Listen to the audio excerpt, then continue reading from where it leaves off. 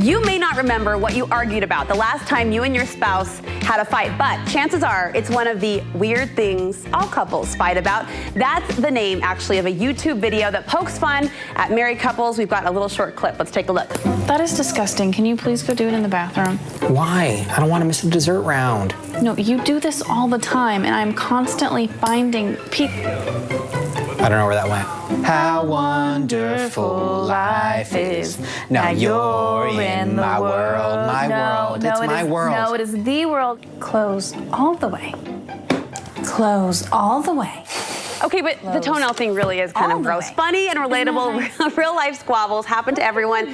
That's the point. Studio 5 contributor Dr. Matt Townsend says disagreements are normal. He's here to prove it with 4 fights all couples have. Duke's up. Universal. Okay. By the way, and they're universal to humans, right? So it's not even just couples. Humans argue about silly, silly things. So we're going to give you 4 different arguments that are natural to all humanity.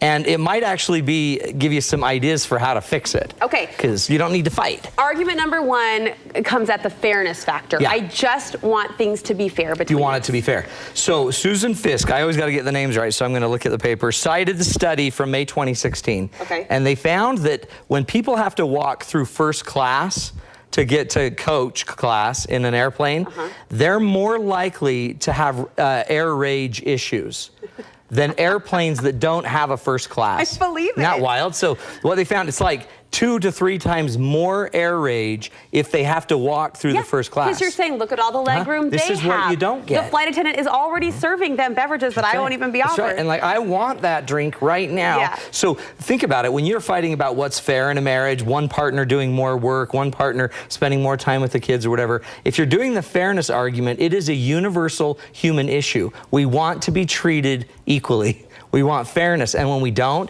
it makes us angry. So that very deep-seated fairness fight happens to couples all the time. So when you're fighting about it, notice it. Oh, I'm just being human. This is a fair issue. I'm a human. I've always been taught, and in my little brain rolls around the idea that it will never be equal, it will always be fair. Aren't those 2 different things, equal and fair? Yeah, and fairness tends to be the argument of like the 5-year-old, the 10-year-old. Well, now you've just heightened our But it's not really ever going to be fair.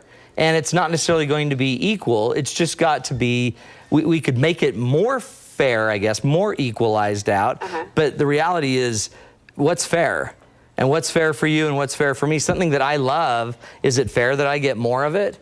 Is it fair that I get less of what I love? Fair is in the eye of the beholder. It's not always a negative thing. So how do we move past that argument? One thing to do is just notice that you're having that argument. Oh, I'm into the I'm not being treated equal argument. Quit arguing about equality and start figuring out what can we do to create some parity here, some freedom and fairness. And maybe remind yourself, Matt compared it and likened it unto a kindergartner. Exactly. And speaking of the kindergarten maturity, intellectual stage, this next one just sounds plain childish. This is huge. Well, I was mean because you were mean first. That's right. Isn't that the mentality of a 5-year-old? Always. And what happens, they're actually finding out in the research, is that if you are with another person, you are actually more likely to be unethical than if you are by yourself. Just if you're with someone. Simply being with another human being. So they did a study, Nicholas Empley from Chicago University did a study with dice, and they were rolling dice, and it's a long, complicated study, but what they found out is that people were more likely to cheat if they were working with someone that was cheating.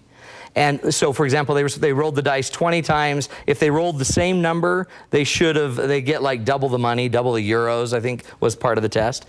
And they found out that they really, out of 20 times, should have only had, on average, 3 of the same, but usually they had 16 of the same numbers rolled. So they were cheating like crazy. But it didn't happen when they weren't sharing their scores. When we share and we see that one person's being unethical, it's more likely that I'll be unethical. So if my partner's being a jerk, it's more likely that I'll be a jerk. That translates to all emotions. If my partner's being unfair, or back to unfair, sorry, not the word to use. Anything, unethical, immoral. Mean, kind of low blow, you're going to kind of sink to that level. Yeah, so human nature basically says, if you're doing it, I can do it, even if it's immoral. And that creates the big problem, because a lot of couples that I work with, they're not angry because you hurt me. They're angry because look what I'm turning into. I'm turning into a monster because I'm following your lead. I should follow my moral compass, my goals, my dreams, my belief system, not go to the lowest common denominator because you do. So how do we move past that one? One of the fastest ways to do it, again, is recognize, oh, I'm in the unethical battle, and instead of thinking that it's okay to be unethical if they are, don't ever make that argument again. Don't go for that. I know it's, again, a 5-year-old will make that argument. You started it, so I'm going to finish it. But as an adult, we just need to say, what are my values, what are my principles, and choose to operate out of principle, not reactivity. I didn't know extreme arguing was a thing, but you say it absolutely is. Apparently. Have you ever had somebody that just keeps exaggerating what you're saying? And it is like, I did not say that. And they make it bigger and they exaggerate it more. One of my favorite researchers is a guy out of Duke named Dan Ariely. And he was studying kind of extremist rightist Israelis, because, you know, the Israeli-Palestinian issue is a huge issue, and they're trying to see if they could move a rightist Israeli to the moderate position. And what they found in the research is when you would go take their position and make it really extreme and exaggerate it so they could see it exaggerated, they tended to move away from it and go to neutral, because we don't like our positions when they're shown in the extreme. So if I yell at my child and my wife says, oh, so we should just yell at our children all of the time?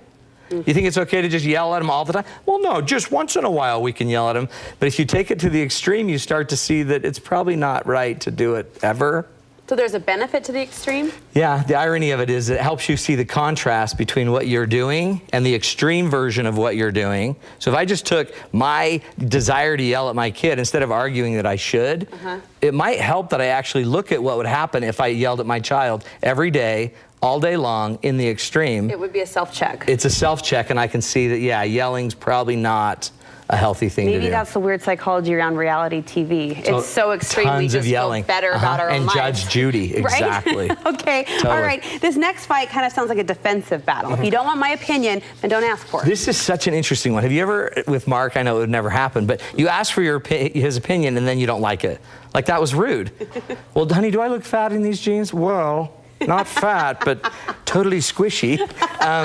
So what they're finding out in the research, it's such a cool study from Robert Cialdini from Arizona State. He found that if you ask for someone's opinion, then they tend to not take you into account, and they go into their own view of what they think. Yes, it's like left brain, right? Intellectual, informational mode. But if I ask for your advice, you actually take me into account, and you hold your idea off, you look into me in order to be objective, and then you give me the advice that's more objective. So there's that tipping point between opinion and advice. If and you really, go ahead. Well, when you ask for opinion, aren't you really just looking for validation in the end? Is that just a female But if what you, no, it totally is. But the man's hearing, she must want my opinion. Sure. So you might actually, if you actually want any feedback, you might want to ask advice. Especially because it puts your man in a hierarchy position that shows you value them, you respect them, but it naturally gets him to be more objective and get into you, not just advising his position or his opinion. Yeah, Does that make makes sense? a lot of sense. So by saying what you want, you're more likely to get probably a more peaceful, thought-out response, advice. 4 common fights, how to move past them, and a lot of the steps beyond really were just that self-awareness, just being aware what category this argument might fit into. Be aware of it, and then don't spend your time in the argument. Actually notice that, don't take the bait. I'm not going to do this fight just because humans do this fight. I like this. Powerful. This is good stuff. Great research as well. Thank you. Speaking of great, you have a great website you've just launched that a lot of people are getting on board with and excited about. Fix the Marriage. Go to the website. We teach you how to fix your marriage. We did a webinar last night.